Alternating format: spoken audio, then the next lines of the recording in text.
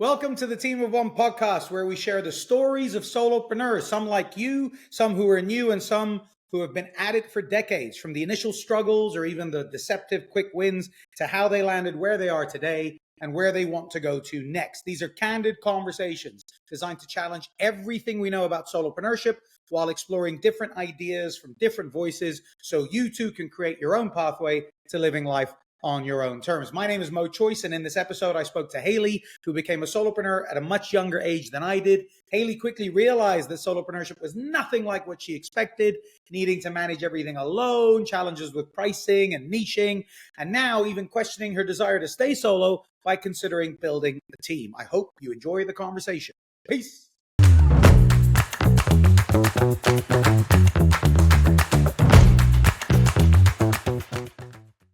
Welcome back to Team of One, a podcast where we explore the past and the future of solopreneurs from all walks of life from all over the globe. And today I'm very happy to welcome Hailey. Hi, Hailey. Hi, happy to be here. Me too. Tell us about you. So I live in Canada. I started my business about 3 years ago. I first started in copywriting, and then I found my way towards books, and I've been ghostwriting, editing, publishing, and kind of just having this whole, you know, um, ecosystem of a writing business, I guess. Great. And how would if someone was to ask you in a dinner party, what do you do? How would you respond to that? I usually just say like I offer book services for anybody writing books, kind of like the start to finish process. Great. Perfect. Okay, let's get into it. What you identify as a solopreneur? Yes. And how would you define solopreneur? So to me, it's someone who's, running a business, but they're doing literally everything themselves, and, working with other contractors and things like that, but not having any like direct employees. Amazing. I love asking this question, Hailey, because I hear so many different answers. The most common is solo entrepreneur, right? A lot of people they actually say that, solo entrepreneur. And so just to give you my take on it, for me, it's a little bit different actually. So the question I have is, can I be a solopreneur without having a business? That's an interesting question. Yeah. And here's where I landed with this. If we think about solopreneur, the solo part being me as an individual, what do I want? Because when you're an entrepreneur, it's about the enterprise. It's about really creating something that's going to change the world, make the world better, something like that, make our lives better or easier, right? Otherwise, why are you bothering? And also, a lot of people think entrepreneur and business owner is the same thing. Like, oh, she owns a small coffee shop or he owns a dry cleaning. He's an entrepreneur. It's like, not really. That's not the same thing for me. Like, entrepreneur is more risk with the enterprise. I think an entrepreneur is someone who creates something that we don't know whether it will work or not. Okay. Yeah. Whereas if I open a coffee shop, I know it works if I do it right. If I open a dry cleaner, there's a market for it. So an entrepreneur creates the market. So the risk is in the enterprise of creating the market. Oh, interesting. So if we look at entrepreneur that way, then we think about solopreneur. Well, what's the risk? The risk is solo. What does that mean? That means my life is going to be impacted by my decisions, not the enterprise. Nobody else, actually. Just my life. So then I start to think, well, it's a bit more fluid than solopreneur, because if I pick my path and I take all the risks necessary to create that path to hit my dream life, then that makes me a solopreneur. Mm-hmm. Right? That's very interesting that you say that, because I wouldn't have thought about it that way, but it's so true. If you're doing everything yourself, sometimes it's like late nights, you're up all night, trying to meet deadlines, and it takes over your whole life. Actually, that's what's been happening to me sometimes. Say more about that. So sometimes like if I have deadlines approaching, I'll stay up all night trying to get, things done and meeting the deadlines. And it's not always like serving my life as well as it could, because it's mostly about serving the business and trying to fuel it, trying to grow it. And it's a lot of effort on every side trying to make it all happen when you're by yourself. And I didn't see it that way. See, that's a really important thing, and we'll get into the weeds of this a little bit now. It's like that type of life sounds to me like I'm at the behest of the business, which means it's the clients that are determining my life. It's the offer, my product, my service that's determining how I live my life, rather than me making decisions. See, it's that kind of thing. It's really interesting. We'll explore a bit more of this later. Let's talk about in your world of solopreneurship. Why did you decide? Like, what inspired you to say that's the path I want to take? I don't want to get a job.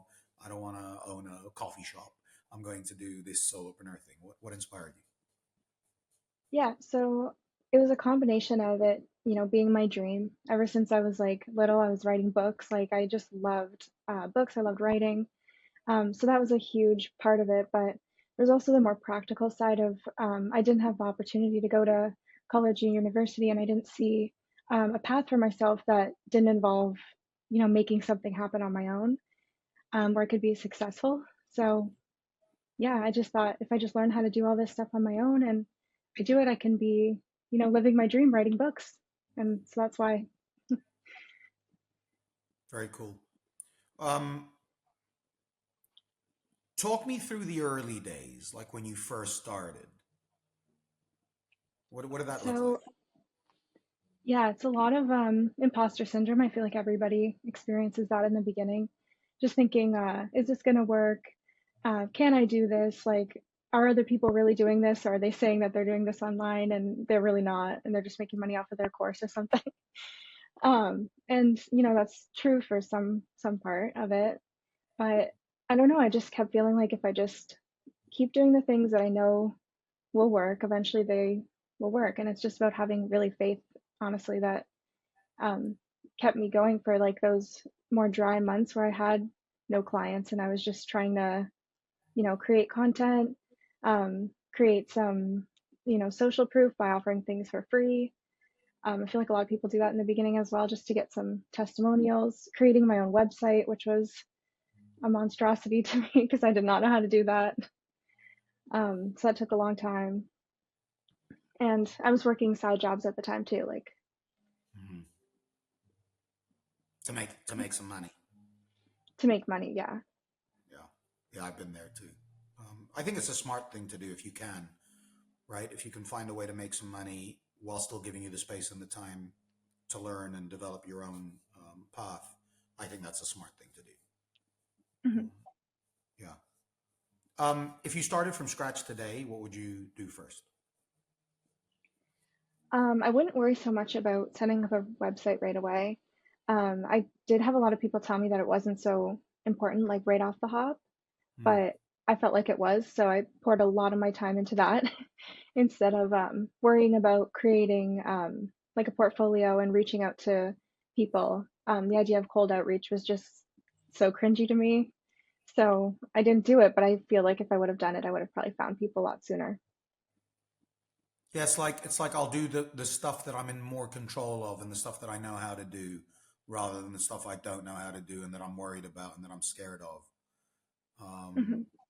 but it's such a it's like the thing that you're most avoiding is probably the thing you most need to do, Yeah, right? absolutely. Yeah. Um, what was the turning point that made you think this is for me? I can make it. So it was actually after I had been doing copywriting for about a year.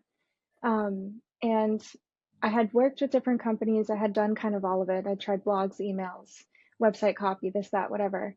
And I was just not happy. I was like, I built this whole thing. It's finally working, and I just don't like it. And then um, a couple of my friends from a course that I had taken were doing ghostwriting, and they were very happy with it. And I thought about the opportunity to write books, and it was just that like little girl inside me that was like, oh my God, books, like I could do that. It was like I finally felt like I found a career that I really wanted to do. And before that, it was like I didn't know. I didn't really even want to go to university or college for something because I didn't know what I would want to do, and I didn't have the money, and I didn't know what I wanted to do. And that moment where I was like, I'm going to make this book thing happen instead, I just felt really excited, and it felt I could see the possibilities because I had made a business work before. It's all about belief, right? For me, it was all about, do I believe that I can create this life that I'm trying to create? And I'm looking for like every clue that tells me yes, yes. I'm looking for everything. I think what I found was the more proof I got, the more validation. Even if it was small, even if it was someone saying, "Let's get on a call," it's like, okay, that's another like vote for validate. You know what I mean? Validation vote. Yeah. Um, did you find similar for you? Yeah, absolutely. I feel like that's probably common for any solo entrepreneur because, like you said, you're paving your own path. So you need to Yeah. be like, is this just in my head or is this really a thing that's gonna work? Yeah. Am I deluded? Or yeah, it's probably the same Yeah. with Alex Hormozy has this definition of confidence that's just mind blowing to me because I never thought of it that way, even though I knew it probably at least subconsciously I knew it. And he says confidence is when you do something and get the result that you wanted. So you build confidence by doing things that give you the result you want, and you lose confidence by doing things that give you the result you don't want. Yeah, that actually makes a lot of sense. Right? And so it's like I think that's what I try to help solopreneurs. Um, I try to help them build confidence. So let's try this, let's see what happens. And also to keep their enthusiasm up when they don't get the result they want. Okay, it didn't go the way we wanted. What did we learn from that? What should we try next time? Let's get back on the horse, kind of thing, you know? Yeah. Um, that's the past. So that's Hailey is now here in the present. Let's look at the future. What's next level for you? What does next level mean? Um, Next level means I can offload some of the work that I'm doing to, someone else while still growing my business without just like handing it off to another, person that is going to benefit me. Because now that I have this steady stream of clients and work, one, I might need to raise my rates, and two, um, I need to like figure out some way to get more of my time back. Because like I said, I'm kind of under the water with the amount of work that I have and I'm doing by myself. Got it. And what? So the reason this is important for you is time freedom. Is that the motivator behind this? Yes, time. Yeah. And if Mhm. you had more time, what would you do with that? If I had more time, I would probably work on some of my own projects. I'm writing a mystery novel that I don't know if it's ever going to get done. Just things like that. Um, okay.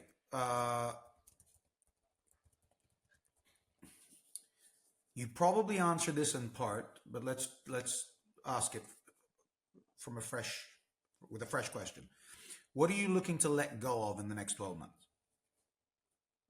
In the next 12 months, um, I'm looking to let go of a little bit of responsibility that's on my plate and my schedule, um, to have some kind of offer that isn't completely tied to my time, so like a product or something like that, um, so that I can, hopefully help more people without having to give just my time all the time.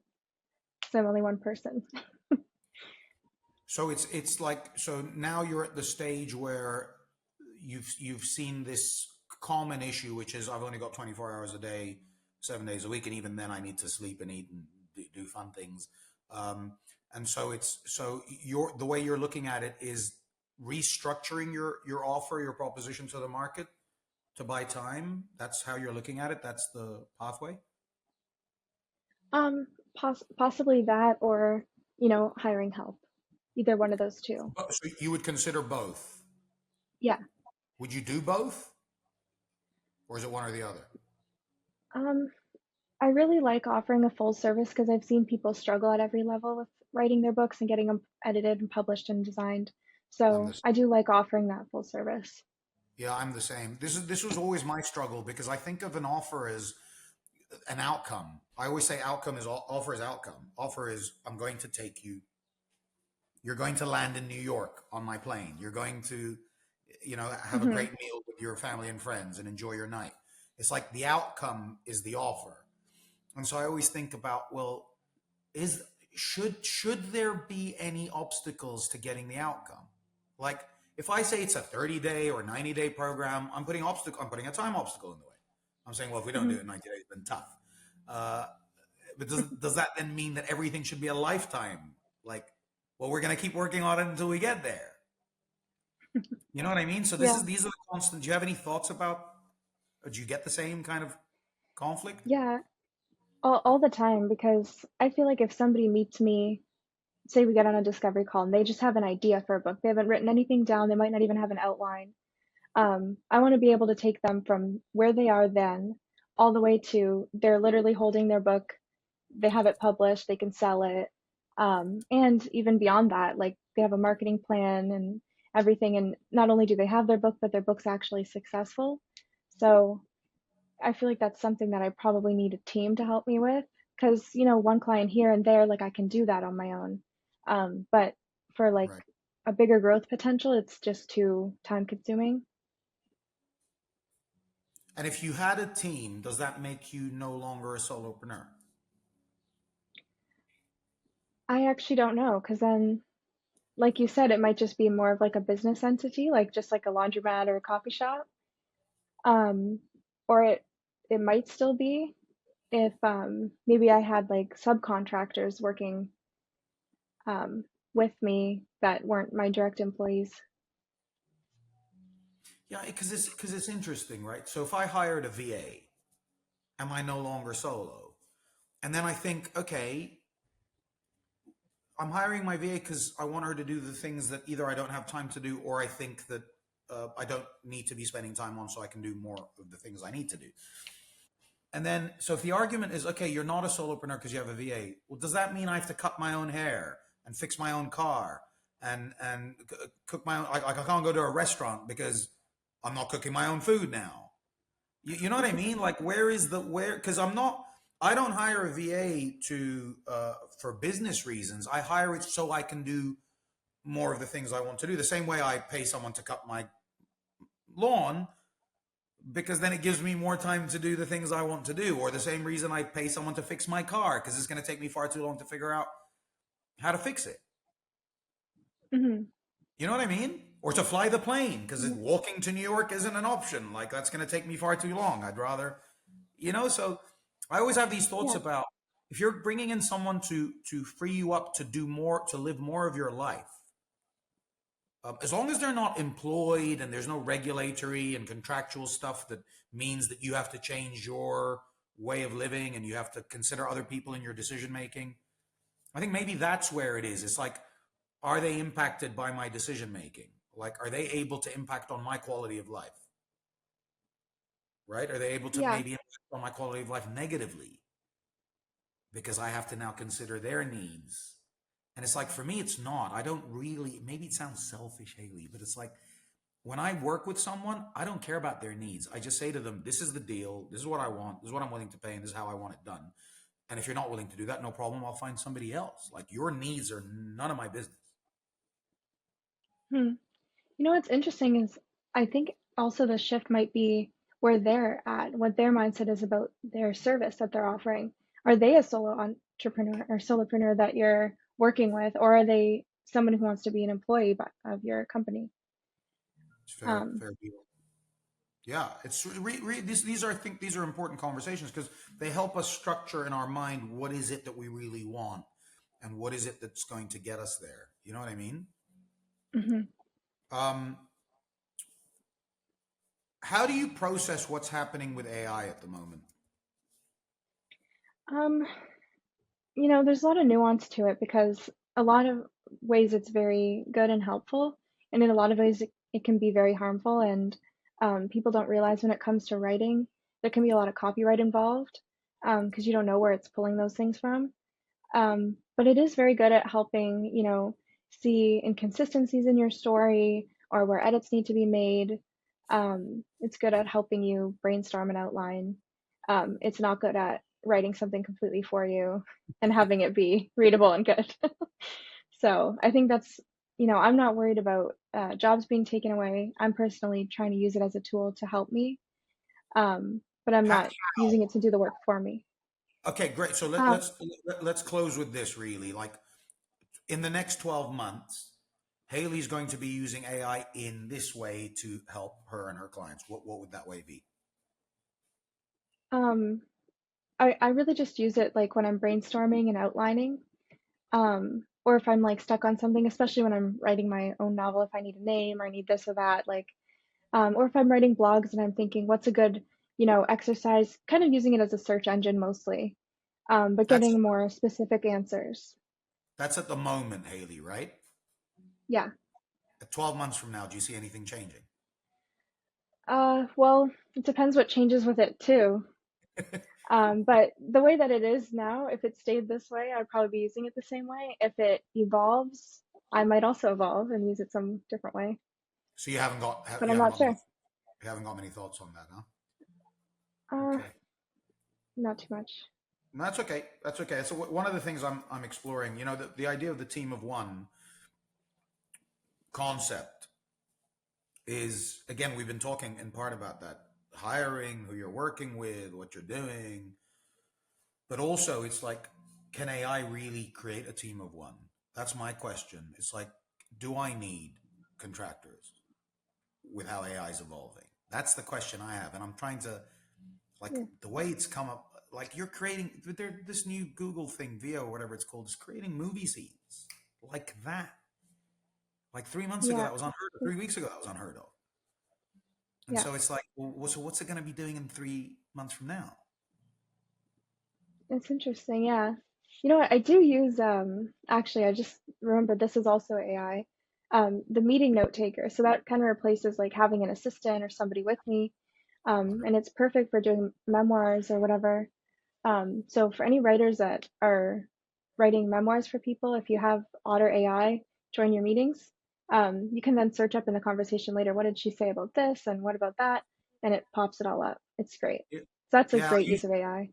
100%. I use them in my accountability sessions. So when I'm mentoring people and I have a one-to-one with them, I'll pull up the last summary and I'll say, okay, this is what we agreed last time. Where are you at? And you can even forward to them in advance and say, these are the things we agreed on. We're going to be talking about this in the session. It just saves a lot of Yeah. time. Great. I'm going to Yeah. ask you 45 seconds, final thoughts. However, whatever you want to say in the last 45 seconds. Yeah, tell us whatever you Okay. want to hear. Well, I'm really interested to see where this podcast goes and everything that you're doing. I'm learning a lot about solo entrepreneurship, and it's a lot different than what I initially thought that it was.